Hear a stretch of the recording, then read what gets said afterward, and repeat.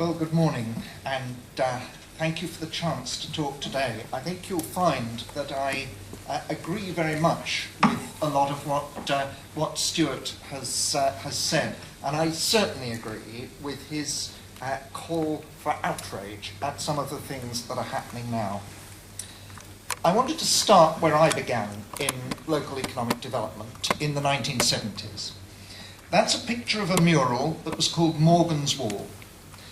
It was a great planning issue in Battersea where I lived, where old industrial buildings along the riverside were being cleared by developers in order to build a new development of offices and very upmarket housing. There was a sense of outrage in that community because that wall of industrial buildings had shut off the riverfront for 100 years. The jobs were there. Morgan Crucible, who occupied the site, made crucibles for industrial production. And in the 70s, they got a grant under the old regional policy to relocate to South Wales. But the wall of industrial buildings was going to be replaced by a wall of luxury housing. And the people who'd worked in the factories and their families who lived on the council estates that had been pushed back on the less desirable land had no more access to the riverfront after that than they did before. And that process in my lifetime has happened all the way along the London riverfront. What was zoned in the planning system as riverside industry has all gone. Some of it for offices, a lot of it for housing. This mural was painted by a man called Brian Barnes, and after 2 public inquiries and a great deal of anger and final loss of the campaign, there was a moment 3 weeks after the 1979 general election when one evening the bulldozers moved in and smashed the mural.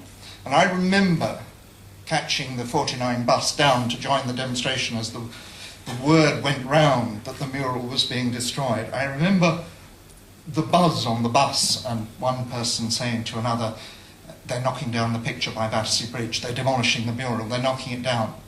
And then June the 6th, 1979, 3 weeks after the general election, I remember one woman's voice on the bus, I knew she'd do something terrible if she got elected. And that was it. That was the demolition. So that, in a way, was the start of my journey in economic development. It remained with me. That's just a summary of some of the issues I want to cover. I said I would cover some things that Stuart had talked about, and in my defence, this, which is very like the first of his questions, is a quote from something I wrote 20 years ago. The old patterns of local government and the old idea of what you could do has changed fundamentally. Stuart wrote in something he produced last year that city development is a separate and distinct activity from the other activities of local government.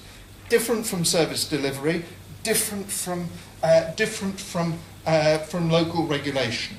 City development and city growth, very critical. And I would now, just as 100 years ago, the local authority in somewhere like Bradford was about basic public health, basic sanitation, basic taming the poor conditions of life that existed.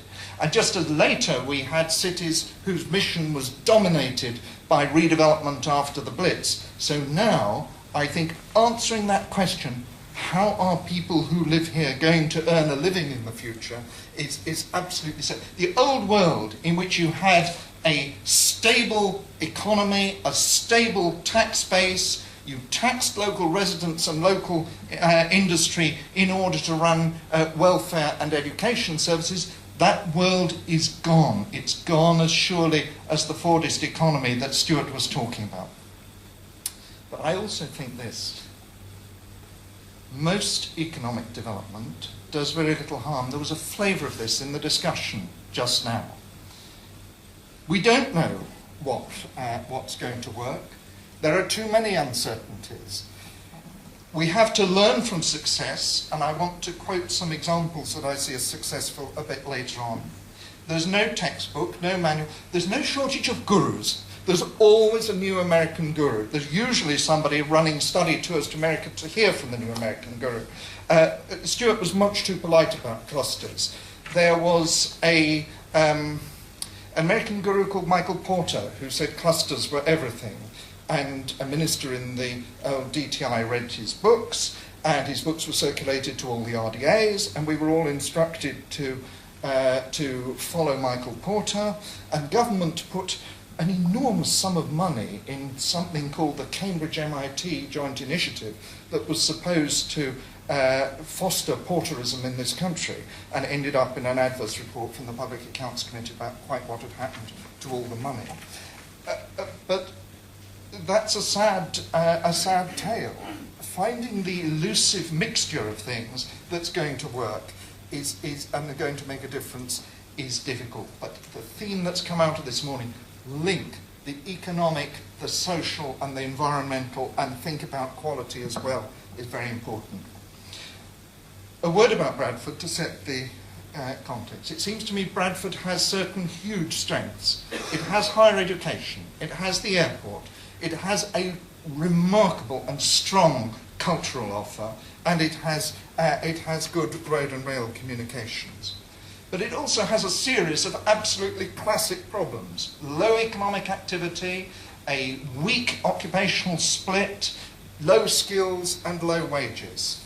Barra did a version of this next slide much better, so you can read it when it comes up. The print is much too small. All the advice on slides is never put that much text on a slide, so just look at it when you see the printed version. Look instead at this, just comparing Bradford. Lower economic activity rate than we get nationally, low group of people in the professional and managerial occupational groups, low skills level, and low wages. The median gross weekly pay £40 a week less than the regional average. Now, the other thing is that I think, and again this comes out of Barra's presentation earlier, some great strengths. The producer city strategy is an answer to some of that. It is Bradford's answer, built on Bradford's experience, to that question, how are people going to earn a living and prosper? Doesn't deal with all the uncertainties, doesn't deal with all the problems, doesn't deal with the things coming down the road, but it is a strategy, and I think it's very important. I think the City Park, which I saw last night, and others here will have done, and some of you have been closely involved, City Park is a visionary to do a big public realm project transforming the centre of the city, I think is staggering. There are other major public realm improvements to be made in this country. I think some of for example, the Newcastle Gateshead riverfront it's a series of smaller projects over a very long period of time. I think the opening up of the South Bank in London is an important public realm project which has changed the perception of this. But the symbolic importance in very hard times, and Barra made the point that it was at the pit of the recession, of doing something like City Park is I think, very significant indeed. And then, the city has been looking, and it's difficult for local authorities, but looking at moving towards a living wage. And this picks up one of the points Karen was making in the last discussion. Very important part of the agenda, addressing the poverty pay issue. A lot of debate about welfare policy, tax credits, universal credit. Don't make the welfare state do all the heavy lifting. Actually, to pay people better wages is very fundamental in terms of that answer of how people are going to be better off. Again, I cover some of the issues that Stuart was talking about. Every community in the older industrialised countries, sooner or later, has to face the issue of economic change. Global change, technological change, changes the nature of work, the massive demographic changes we're going through, and the massive environmental changes. Bradford is one of the towns of the first industrial revolution. And the great historians of the first industrial revolution, the Hammonds, talked about these towns as places which existed because there was the need for physical strength and there was an energy source, or there was a basic process of production or a raw material. That's what made places like this. That's what made those towns.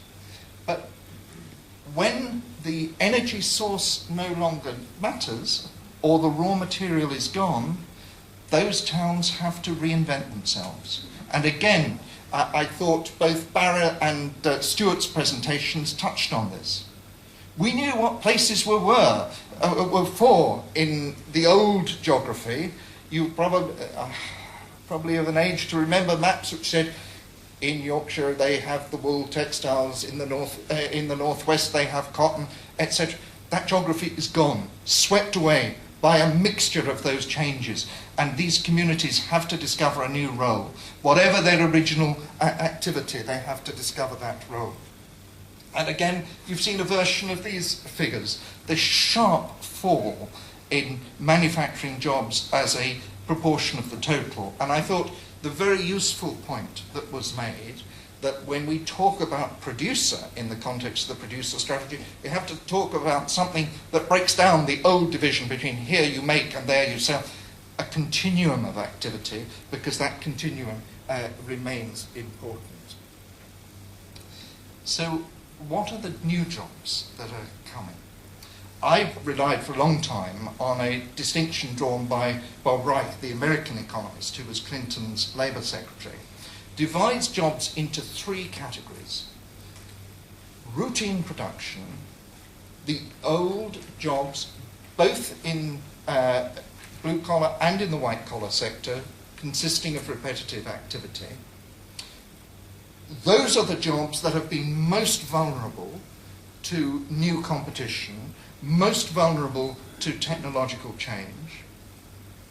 The personal and service jobs across the public and the private sector, everything from hairdressing to social care to healthcare and so on, personal service jobs, jobs which are not vulnerable to international competition but are not traditionally the best paid jobs, and then the range of knowledge economy jobs, the analytical, the transactional jobs that are critically important. And it's those knowledge economy jobs that are particularly important as we look at restructuring our cities. And just a couple of slides on where those knowledge economy jobs are in this country. This one brings together creative, high-tech and knowledge industries. Here and there you see one or two of the older industrial communities have broken into those lists. For example, high-tech in Preston is essentially about decisions about the aerospace industry that were taken in the first wave of regional policy at the end of the 1930s, which were about the very, very simple calculation of could you put aircraft manufacture in places that were beyond the reach of enemy bombers. So public investment certainly behind Preston, public investment one way or the other behind a lot of those, public investment in old regional policy, public investment in infrastructure. Look at the string of places along the M3 and the M4 that get into that. That's government taking proactive decisions in the past to put that major infrastructure there. And of course, government intervention in research and higher education. Similar pattern in the 24 areas with the highest concentrations of banking and business services. Again, one or two places in the older industrial communities breaking into that list, but overwhelmingly them being places in the southern half of the country. So one of the questions, which I think again Bradford is addressing through the producer city strategy, one of the questions for me, how do we encourage innovation, recognise that the economy out there changes more quickly than institutions can. I think the very critical role of higher and also further education in encouraging innovation, and that being very significant. Again, picking up a point that came in discussion, when we talk about the future of cities in the context of the UK debate and the English debate in particular, don't forget the importance of race in this argument. And in a sense, in some of Zulfi's contribution earlier, we heard some of this. People came to this country to take low-paid and unpleasant jobs, often in the older industries.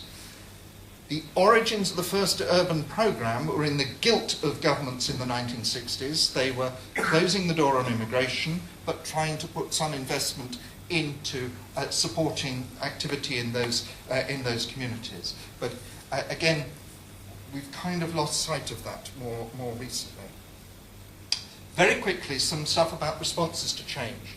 People on the left used to believe you could stop change from happening.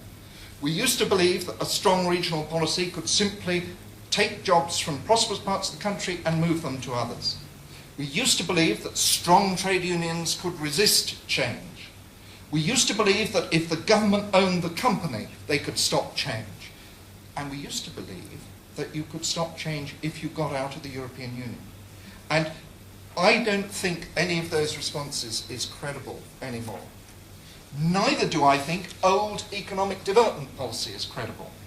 The belief that you could do road building, large-scale foreign direct investment, produce service sites, give tax breaks and grants, and the jobs would come. The experience of the grant aid system was too often that the companies took the money, but the jobs didn't last. So what's the future scope for local action? Again, I think well covered in earlier contributions. Anticipate change, steer resources to where they wouldn't otherwise go, support places through change, build on knowledge, and stress the role of government. Take the long view, build the vision, and turn that vision into a plan, but note that the long term isn't as long term as it used to be, that the pace of change continues and goes on. I want to talk about 4 examples of success, 2 drawn from local authorities and 2 drawn from community organisation. Swindon, a railway town. In the first half of the 20th century, the railway works was the biggest employer. In 1947, 20 years before the railway works shut, or more than 20 years before the railway works shut, the town clerk writes to the government and says, we don't think we can carry on making steam engines forever. And they got the town designated under the Expanded Towns programme, and it attracted many key employers. There's Brunel in the Swindon Railway Museum, and here are the indicators, where Bradford has 71% economically active, Swindon 79, higher different mix of social groups, much higher skill level, wages in Swindon above the national average. And there, that's from their own site, but just giving an indication of the range of companies. Effective civic leadership over a long period of time. Different example, Manchester. Classic early industrial town, 25-year commitment to city development, quite exceptional continuity of political and official leadership. I don't think you could name another English local authority where they've only had 2 leaders in 25 years. Built on existing strengths, and there's been talk earlier of their experience following the bomb, very adroit at attracting government money in support of that, but that success not overcome the poverty and disadvantage as a shot at the city centre. And again, Manchester still, and it's partly that boundaries issue, a very tightly bounded city, a lower economically active proportion, but much higher in those social groups, and much higher skill level, and much higher wages. So some success there. 2 examples from the community sector. Coin Street, which was shortlisted for one of the Academy Awards recently, a social enterprise, developed one of those key old sites on the London riverside, supported by local people. They used a series of derelict sites and made it work. Iconic building in the middle of it, the Oxo Tower, which provides a mixture of jobs and residential. And the other one I want to quote is the Eldonians in Liverpool, a social enterprise in the Vauxhall area, born out of conflict between the community and the church, and conflict between the community and the council, but achieved a massive redevelopment and leisure and training facilities. The old area before the new area afterwards. And these aims, jobs, education, childcare, as well as the housing, which has been among their main achievements. So what are the elements of future policy? I've suggested a number here, and I'll go through them very quickly because our good colleagues from the Academy are showing me all kinds of signs from the front row of the stalls. Issue of resilience. Do we really think everywhere is going to grow? How can places become more resilient to those changes? That means looking, not adopting the official wisdom of the age, public bad, private good, but saying actually there is a public economy, there is a commercial economy, and there is a social economy. How do they work together? What are the links between them? Look at local government. And again, some talk about this earlier. Barrow referred to this. When I started out, economic development was a discretionary activity for local authorities. We used to get wonderful legal opinions, and I have a number of them still, about how to use the local authority's very limited general discretionary power to support work on economic development. Ironically, a government inquiry that was supposed to stop us doing that in the 1980s came up with a structure which ended up giving us a power to spend money. Then we got the well-being power in 2000. Now the Heseltine Review has recommended a duty to work on economic development, though the government don't seem to be going to implement that. Very much agree with the comments made earlier about boundaries and strong unitary authorities. I think you need some wider structures to look at strategic land use planning. We have a hopeless local government finance system. In the poll tax reorganisation and the move to council tax, government took the business rate from local councils and made it a national tax. And local government argued, give us back the business rate. But in fact, in the 20 years since those changes happened, the concentration of economic activity in London and the South East means that the business rate for older industrial communities is not what it was. We need a very different solution. I think the prospect of funding services, the need for which arises from poverty, is harder on any local tax base. And incidentally, what I've seen of the report on local government finance in London that was published yesterday, which involves giving the yield of a lot of London taxes to London, I think needs to be looked at very carefully by local authorities elsewhere in the country. It doesn't relegate them to being municipal hewers of wood and drawers of water. Added to which, we have very sharp controls on the power of councils to raise revenue, and some councils on the edge of bankruptcy. We've got to link economic development to wider sustainability. Too often, they're held in different parts of the brain. I remember 20 years ago writing a strategy for a couple of districts in the northwest. We wrote in the report, both district councils had exemplary local Agenda 21 strategies, which were the then local environmental strategy. We wrote in the report, if the councils mean what they say about this, then every business in the area will have to change its transport policies over the years. I remember the client saying, how many businesses said this to you in your survey? How many people said, I said, none at all. That's the point, that the people were holding their general environmental aspirations and their economic development policies in completely different parts of the corporate brain.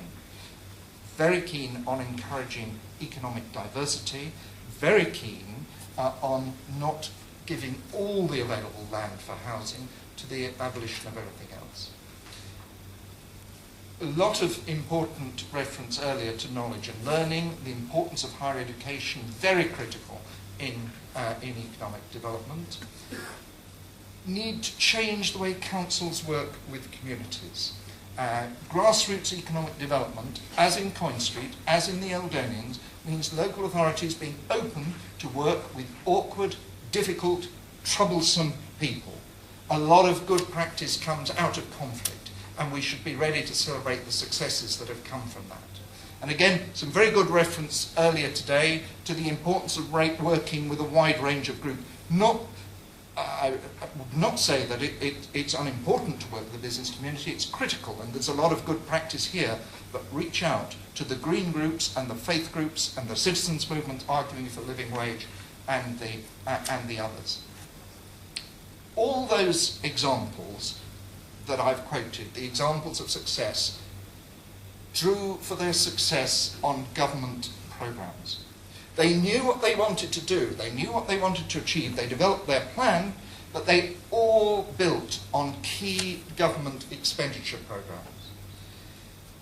This slide, it comes from 1936. It's Edward VIII going to look at the steelworks in South Wales that had been shut in the slump and saying, something must be done. That drive from the centre that something must be done informed the first wave of regional policy and ran through public policy for many years. Economic change isn't new for our communities, and global economic relationships aren't new either, but we've had to get used to being on the receiving end of those relationships. For 70 years, government supported programs that invested in disadvantaged areas, regional policy, major house building programs, the urban program, regeneration. Those programs stopped with the 2010 spending review, and there's no sign of any of them coming back with the next spending review. Those communities cannot by themselves cover the costs of economic and social change. So in answer to the question about local strategies are necessary, but not sufficient. Government has the responsibility, local strategies, national resources. Victorian commentators used to talk about the condition of England, used to say that the prosperity of Victorian society was built on living conditions of great squalor. Over a very long period of time, there was a slow mobilization of a consensus across society to deal with those issues. Our modern prosperity is concentrated in one part of the country. We need to renew that consensus. Thank you very much.